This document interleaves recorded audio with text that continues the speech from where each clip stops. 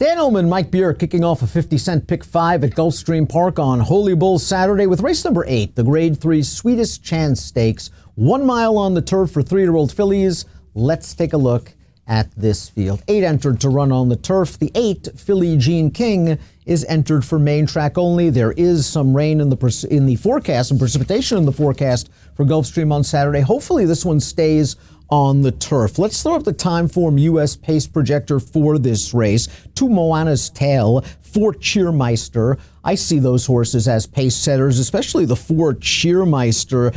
She's pretty fast out of there. Yeah, I agree with that. I think you might see her come out of there running this time. She couldn't make the lead in her last race, and that didn't work out for her. I think they might try to make the lead here, Dan. Let's talk about this field in post position order, beginning with the number 1. This is Sunset Promise. Stakes placed last year at Laurel on the turf, rallying 4th most recently in the Ginger Brew Stakes, behind a couple of these horses. I wonder if she's exposed a little bit, though. This is going to be start number 9. Yeah, I'll say I wonder if she's going to be good enough here. I didn't think she ran poorly back when Cheermeister just sort of got control of that pace, and Sunset Promise had too much to do in the stretch. Last time, she ran fine in there, Dan, but she was never really competitive with the 2 favorites that are back in this race. Moana's Tail is the number 2, and Moana's Tail made her turf and route debut a winning one at Aqueduct for Danny Gargan. We'll take a look at that race. It's a New York bred maiden. She is on the outside, and boy, Mike, once she gets to the lead, she just extends and extends and extends. Yeah, there's not a lot in here, Dan, but she really looked pretty good winning this race. And it's just, after she distanced the horse that runs second, it's just way back to the rest of this field. This is a pretty impressive run. We'll see how it stacks up. There are questions with this horse, but she's going to be forward in this race, and she is going out for a red-hot trainer. Danny Gargan winning with 11 of his last 17 starters between Aqueduct and Gulfstream. His barn is on absolute fire right now. And this filly should be a really playable price coming out of that New York bred maiden. The 3 is She's My Type, a perfect 2 for 2 for trainer Christophe Clement. This filly's going to take some money. She just beat 3 of these horses in the Ginger Brew Stakes at Gulfstream on January the 4th. Let's watch this race. She's My Type in the black cap green silks on the outside. She got the jump on the number 3 in here. That's Moral Reasoning. Another stride I think Moral Reasoning gets her, Mike. Yeah, Moral Reasoning puts in a really good late run here. It just took her a little too long to kick it into gear. And I would also say it's very close at the end. I sort of gave She's My Type a little extra credit for making the first move, because she didn't, wait to make it. She made it pretty early into that second turn. She ran really well. I don't really have any knocks on this horse. I like both of her starts so far, and I do think she's the horse to beat in here. My one concern is it seems like she's a little bit hard to settle early. She needs to get covered up in behind horses, and I don't think that's going to be too much of a problem. I think Tyler's going to take back. She's sandwiched in the starting gate by 2 speed horses, but it'll be interesting to see if she can duplicate that late run going a mile if the pace is not exactly fast. Cheermeister might ensure a fast pace. We talked about her. She won the Way to Wild 2 starts back. In the Ginger Brew, she couldn't make the lead. She was kind of fractious behind the gate. I'm kind of willing to throw that race out. I'm just worried if Moana's Tail is breathing down her neck, whether she's good enough to win this.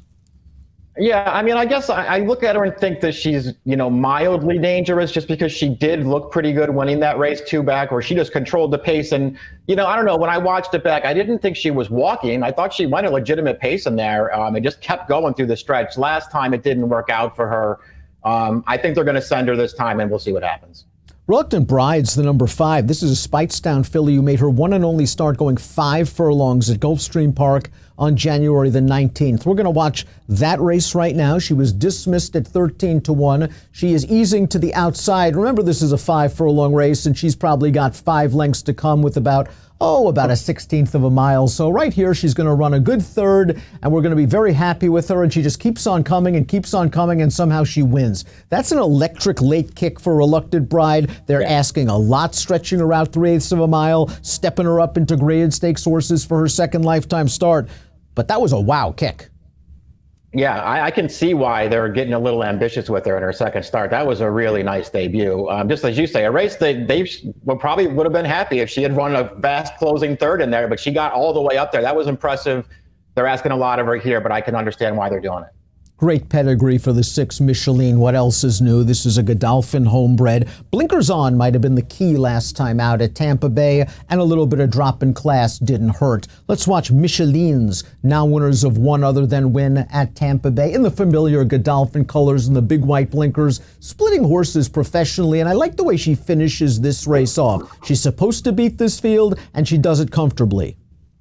I like her finish a lot in this race, and I think you're right. You think you hit on a key thing there with the blinkers going on. It just seemed like something they needed to do, because if you watched any of her prior 3 turf races, every single time she would not run straight in the stretch. She was always trying to lug in, and it cost her every time, and she didn't do it last time, Dan. She really leveled off, and she kicked home hard. I really like that win from this horse. And she is already a stakes winner on the grass. She won the Sorority in her 2nd lifetime start before they tried the one and only race on dirt. A complete and utter throwout in the Grade 1 Alcibiades. We saw Moral Reasoning's late kick for Chad Brown and Javier Castellano in the Ginger Brew. Was it me, Mike? I didn't think she seemed very comfortable down inside, and kind of watching the head on, you're looking at Javier looking around trying to say, let me out of here. I don't want to be inside. And finally, when he did get outside, he followed the right horse. The winner, She's My Type, but She's My Type just got the jump. Yeah, I don't disagree with any of that. It took her a little too long. Again, when you watch that replay, just a little too long to really kick it into gear. But once she did, she was really finishing. And she did the same thing when she broke her maiden two-back. That was only sprinting. But once she got it leveled off in the stretch, she really finished gamely to close that race down, because it didn't look like she was going to get there. So, hey, listen, there are things to like about this horse for sure. We'll see what kind of trip she can get this time. Filly Jean King, as I mentioned, entered for main track only. That leaves us with the 9, Ivjetsu. This is a filly by Tappet trying turf for the first time. But, Mike, this is all European turf pedigree. You've got to think that this filly's going to appreciate the surface switch.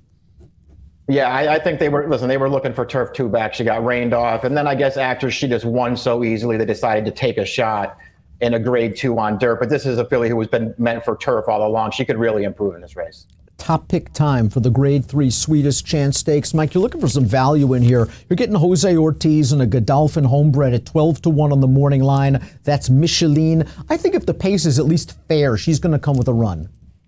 I do too, and I think 12-1 is way too big a price for her. I don't know what price she's going to be, but she's not going to be one of the favorites in here. And I'm just happy to take a shot with her. I really liked that win last time. And listen, I respect Clement's horse and I respect Chad's horse, but I don't think either one of them are going to be stars. They're both good. I don't think either one of them are stars. I'm going to try and beat them with Michelin.